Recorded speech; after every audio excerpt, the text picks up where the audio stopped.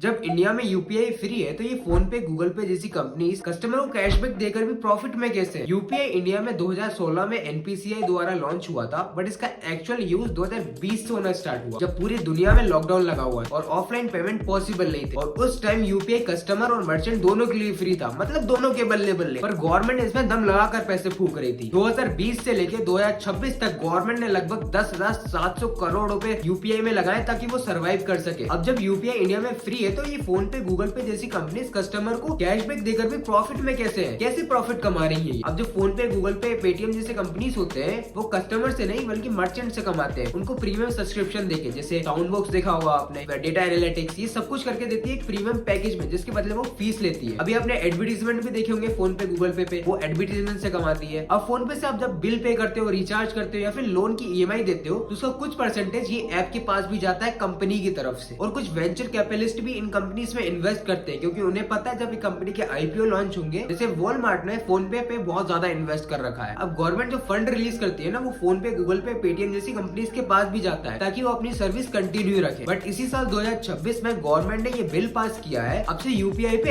MDR लगेगा। अब ये एमडीआर होता है मर्चेंट डिस्काउंट रेट। इसका मतलब जब भी आप कोई सामान खरीदते हो और ऑनलाइन पेमेंट करते हो तो मर्चेंट के अकाउंट से 1 से 2% गवर्नमेंट के पास जाता है as a charge, as a MDR. अब ये बिल 2027 से लागू होगा और लगभग 0.5 से 1% तक एमडीआर मर्चेंट को लगेगा। अब बात ध्यान में रखने वाली ये है कि अगर आप अपने दोस्त को मनी ट्रांसफर करते हो तो उसका कोई चार्ज नहीं लगेगा, बट किसी मर्चेंट को करते हो तो मर्चेंट के अकाउंट से उसका पैसा कटेगा, आपका पैसा नहीं कटने वाला, मर्चेंट का पैसा कटेगा। 2027 में जब ये बिल पास होगा ना तो फोन पे गूगल पे पेटीएम जैसी कंपनी हर साल 700 करोड़ से भी ज्यादा पैसा कमाने वाली है। बट ये फ्री तो कभी नहीं था क्योंकि जो पैसा गवर्नमेंट इसके ऊपर लगा रही थी वो आपके टैक्स का पैसा था।